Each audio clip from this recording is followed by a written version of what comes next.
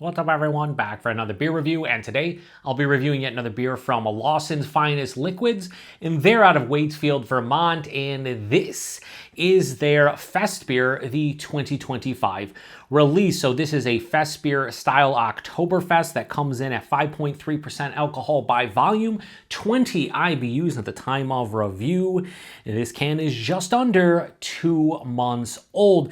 So as we speak, over in Munich, Germany, the official 2025 Oktoberfest celebration is going strong, and I am reviewing 6 different beers during the course of the celebration in 5 reviews, and this is one of the beers, and I'm looking forward to it because I heard pretty good things about the Fest Bier from Lawson's Finest, and Lawson's Finest was nice enough to send me a little care pack that included a 4-pack of Little Sip IPA and hashtag proper glassware along with it. So the least I can do in return is review their seasonal, and I have never had this one before, so I am very excited to give it a go. So it says, this festive offering is inspired by the lager served at Munich's Oktoberfest. Toasty biscuit notes from German malts are complemented by the earthy floral tones of noble hops, making this a Prost-worthy pint with a finish as crisp as the Vermont air. I see what they did there. They're firing me up. So I was gonna use the hashtag proper glassware, their sip of sunshine glass, but got a 16 fluid ounce can, got the dimpled mug. It's Oktoberfest time, all right? We're going with the mug. It is what it is. Try to go a little bit aggressive here with the pour to get a decent head. I think I've succeeded. That, my friends, is a beautiful looking beer in the glass. Yeah, I think that was a great pour. I don't know about you guys, but that pour is fantastic. Yeah, so it has that burnt sienna, amber, honey orange color, burnt orange color, whatever you want to call it. It has a good clarity. You can see my hand through the other side, about a finger of an off-white, or I'd say actually bright white. That's actually off, I'd say bright white, really nice looking colored head as far as, or nice looking head as in general. It just looks beautiful, honestly. That's just a beautiful Oktoberfest beer of some sort. You know, it's funny, I remember Fest Bier as being a little bit lighter. This definitely doesn't look like a Meritzen, especially hold it up to light. Definitely has like a lighter kind of vibe to it. But the 3 that I've reviewed, it's been tough to tell if they're Fest Biers or Meritzens or kind of in between, some kind of hybrid. This says Fest Bier. They say Fest Bier-style lager. Hopefully it's a Fest Bier. Let's get nose. Oh. Wow, is that so this is the first one that's actually quite toasty.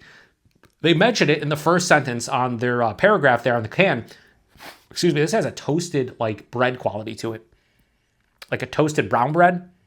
Definitely biscuity. I said pretzel in the Toppling Goliath review. I would stick by that. Like it has a nice, like, more complex, like, has more depth of in the aromatics anywhere, as opposed to just like a generic white bread. I'm also getting a little bit of honey and like caramel. And then those noble hops, sure, or they say earthy and floral. I'd say there's a little bit of spiciness here, slight herbal sensation. There's a touch of that lager funk. I haven't said that in the first 2 that I've reviewed this year, but a little bit of that like sulfuric kind of nose. I just love that toast. It's like almost you have like a toasted brown bread or like a toasted biscuit, and you drizzled a little bit of like honey or maybe like a slight caramel on there. Oh, this might have the best aromatics of the 3 that I've reviewed so far. Yeah, this smells absolutely fucking fantastic. It's Lawson's. I don't think you can go wrong. Anyway, let's get into it. Cheers, everybody. Prost.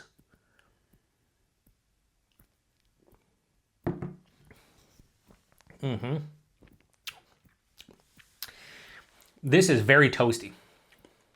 Very toasty. I like it. However, off that first sip, finishes a little bit sweeter than I anticipated.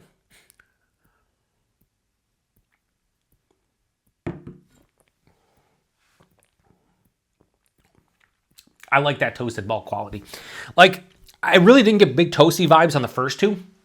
This one is definitely toasted malt, but the body in this one's nice. It's like medium body. Yeah, medium body. It has a beautiful crispness to this. This is moderately carbonated like you anticipate from the style. Smooth going down, so body and mouthfeel are nice. Right in the realm of what I expect out of this style. The taste is, I don't want to say unique because I've had, like, you know, when you drink an Oktoberfest, they're very similar, a lot of them, right? They're meant to be drinking beers, not thinking beers. You just crush them, you drink liters of them, you pints, whatever. However, the toasted note in this is a little bit more pronounced than I've probably ever had in Oktoberfest beer, at least in recent memory.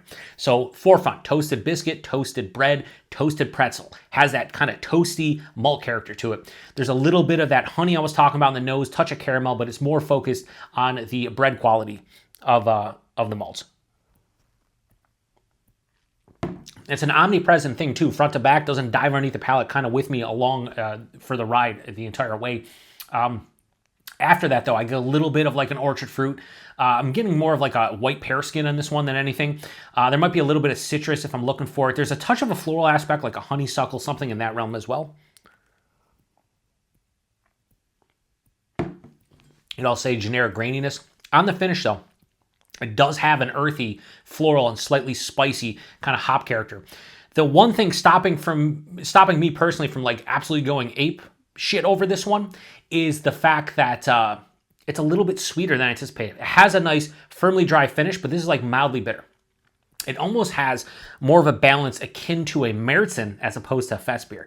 So this is the third beer where it's like, it kind of is like a hybrid in my own mind. And it's not like I'm an expert on a Fest Bier versus a Märzen, because I'm not. I'm probably getting it wrong most of the time, and that's fine because I don't know what I'm talking about. But I always find Fest Biers that have more balance and they're easier to drink. Märzen's a little bit more complex with the malt character and a little bit more sweet and kind of like almost, I don't even say savory, but just a little bit more rich, right? This is kind of skirting the lines of both of them. I could see you saying this is a Fest Bier. I could see somebody saying, it's a little bit more of a Märzen. To me, it definitely is more of a Fest Bier. The only thing stopping from being a full-on Fest Bier is I think I want a little bit more bitterness. Like a mild to moderate bitterness would be definitely something that I would appreciate more with this one. It finishes a little bit with too much of a residual sweetness for me to absolutely love this, but I do thoroughly enjoy it. Like, I love that toasted malt quality. Like, it's very prominent, and it is the predominant note on the palate. So, like, I'm digging it. 5.3%. Can't tell. It's Lawson's. Did I think they were going to make a bad beer? No, definitely not. But, you know, I do the reviews, and I'm always honest with you guys. To really set this one off for me, I'd want a little bit more bitterness. Just a little bit more. I'm not talking a lot. And I think this one would probably be my favorite this year, or like tied with my favorite with Toppling Goliath. This is a very good but not great Fest Bier.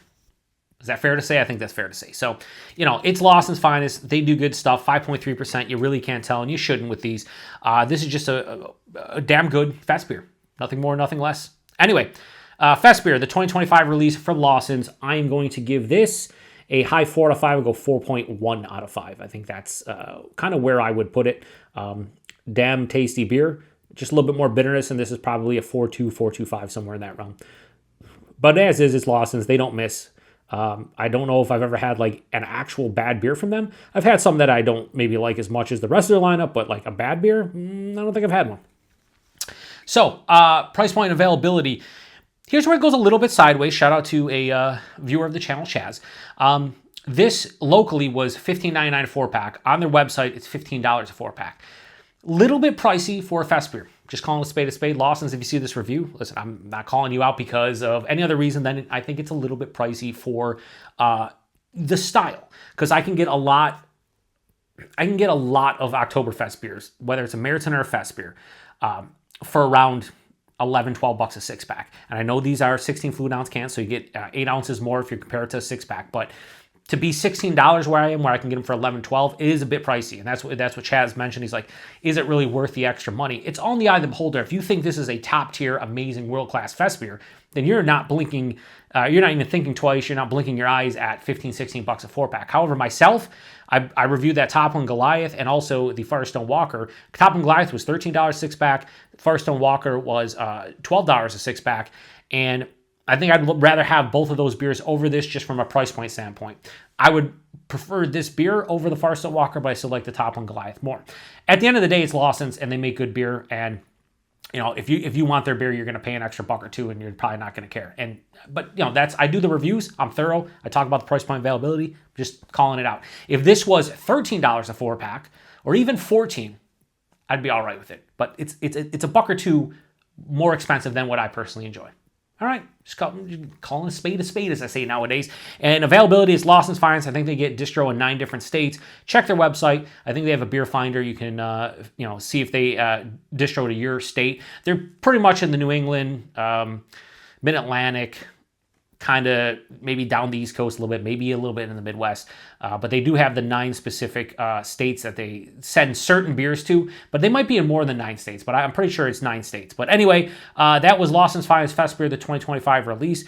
If you've had this one before, please post in the comment section. Like I said, a very good Fest Bier that I enjoy, a little bit more bitterness and a cheaper price, and this would be up there for me. But as is, it's still really damn good. It's Lawson's. Lawson's does not miss. They do not miss. Lawson's does. Even the beers that I haven't loved from them, I've still enjoyed to some degree. I like them, right?